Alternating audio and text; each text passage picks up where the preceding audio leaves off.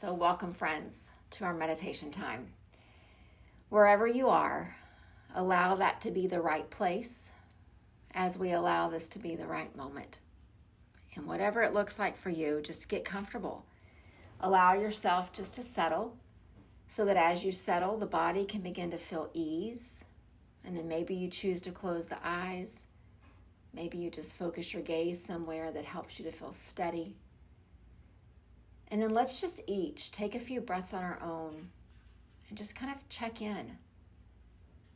And as you breathe, just see how you are in this moment.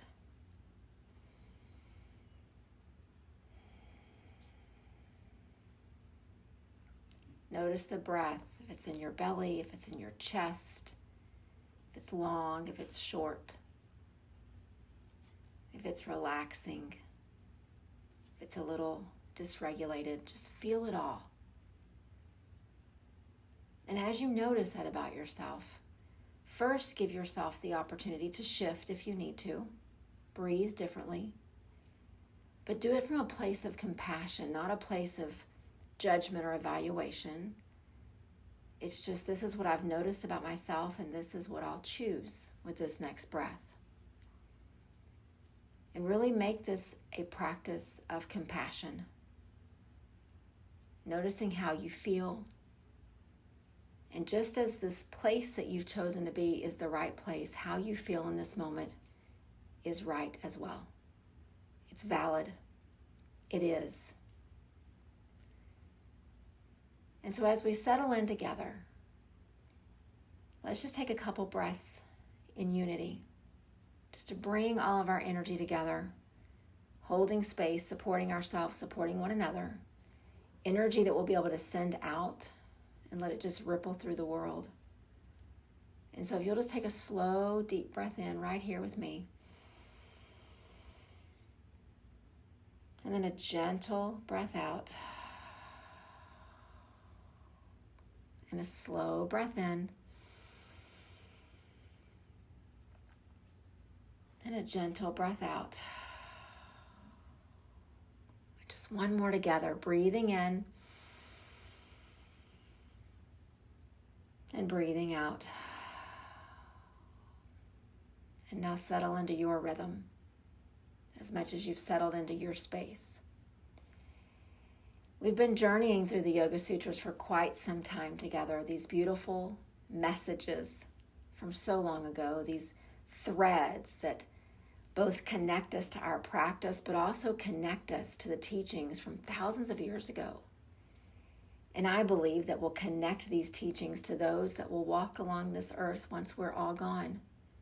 These beautiful threads of just how to be, how to show up, how to breathe, how to move, how to meditate. But today I want to pause from the teachings and I want us just to check in. Almost thinking of today's meditation as being a bit practical, because the teachings will only be as good as we are able to apply them to our lives. Otherwise, they just are words on a page, or words that we hear, words that were spoken so long ago,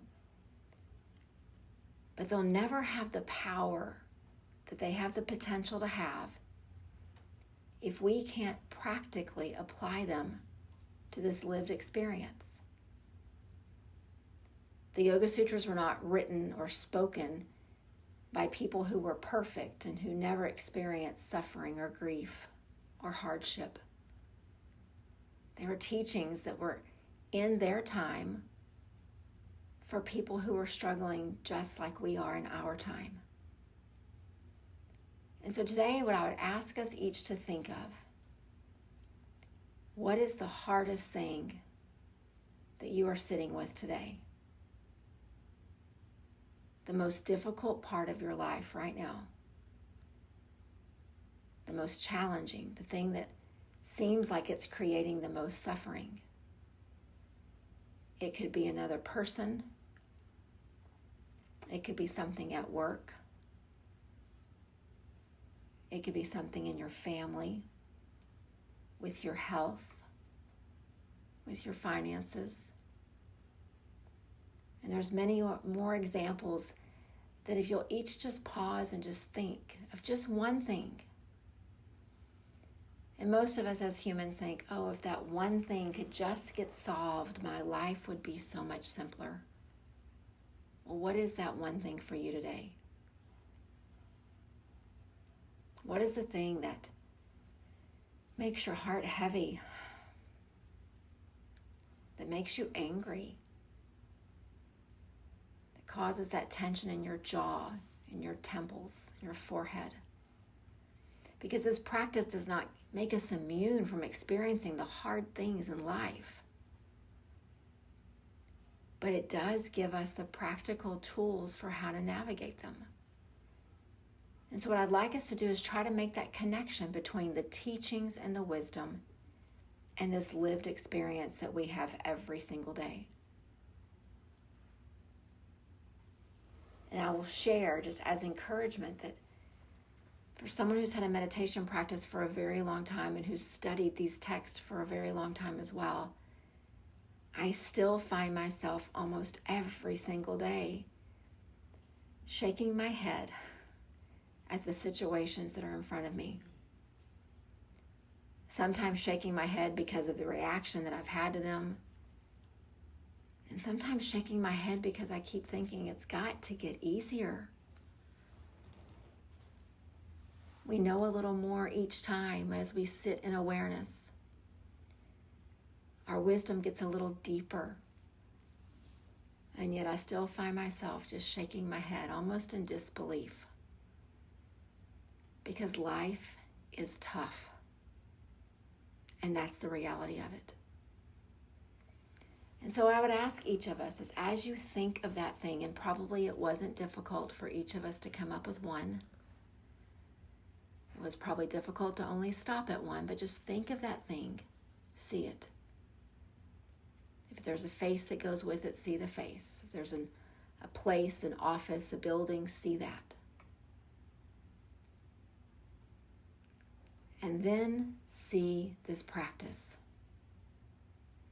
And just think, for however long meditation has been a part of your life, not how many days you've shown up and how many minutes you've logged, but just across the span of your life, how long have you found yourself drawn to this metaphorical or real cushion, this place of just sitting and practicing your ability to be? And for as long as this practice has been a part of your life, for days, weeks, months, years, whatever it is, think for just a second, one thing that you've taken from it. One lesson that you know to be true. One strategy that you know will work if you'll just use it. One resource that you know you can draw from.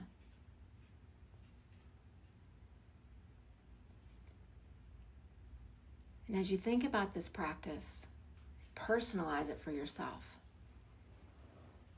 Maybe it has to do with the ways that you've learned to breathe as you sit.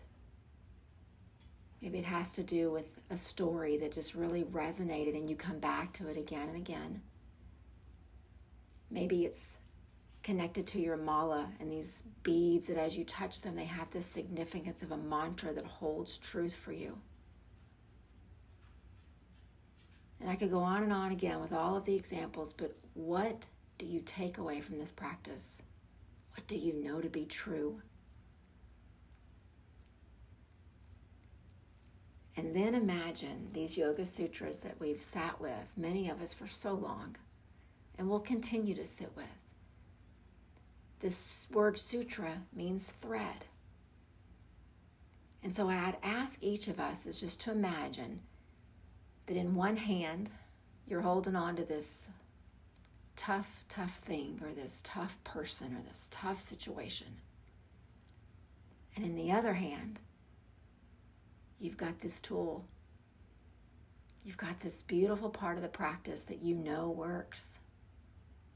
You've lived it, you've felt it, you've seen it. So my question for each of us is, How do you connect the thread from one hand to the other? How do I connect the thread from the thing I know works, that breath, that movement, that story, that mantra, that bead?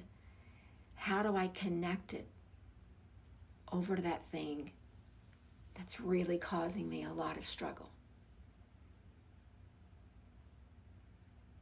Our practice is not meant to be done in isolation. It's meant to continue to create these threads that just continue to connect through our day, drawing us back, holding us steady.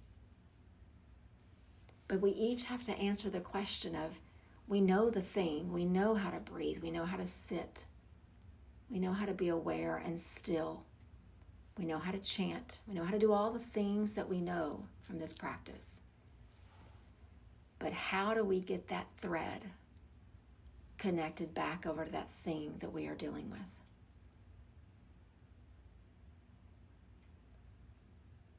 And so just think about that for yourself as I think about it for me. What does that look like?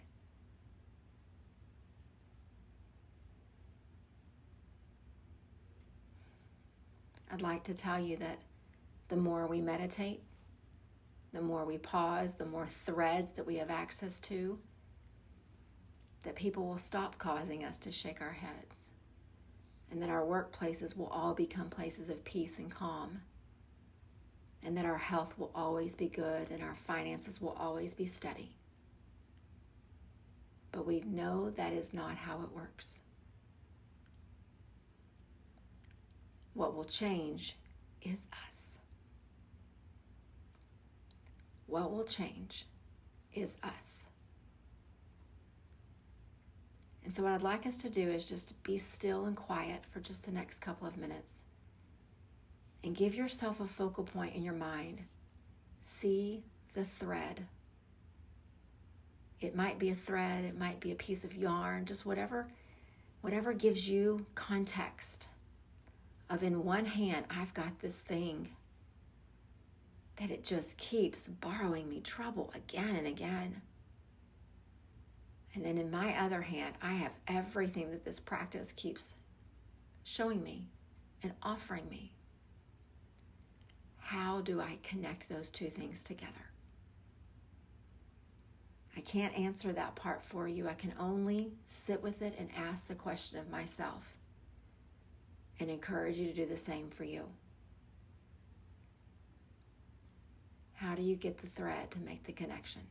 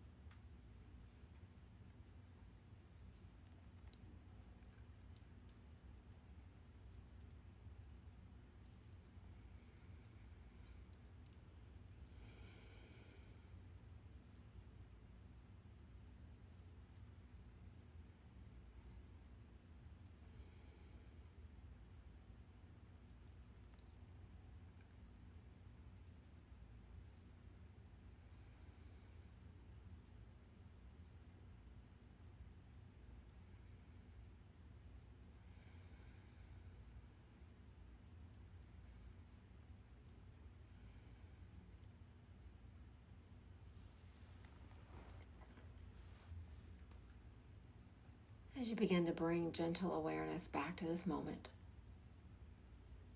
back to the physical sensations that you feel, back to your breath. My usual answer for something like this would be, I need to take my practice to that thing.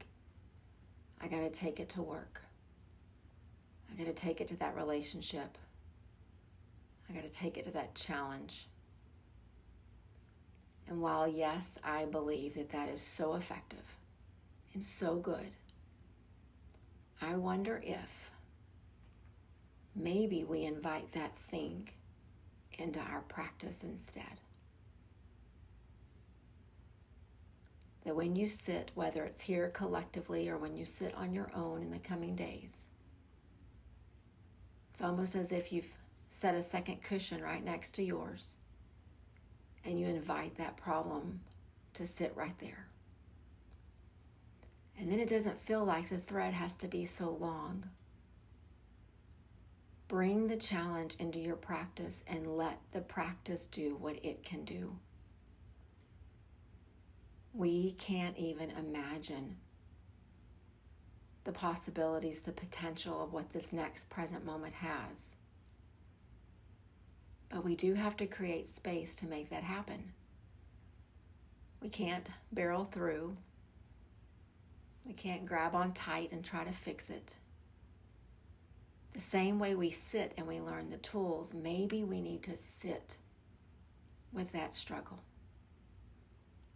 And I offer that suggestion to myself as much as I offer it to you. So again, whether that's collectively the next time that we are together, maybe that's in another meditation time that you have, maybe it's on your own. The next time that you sit,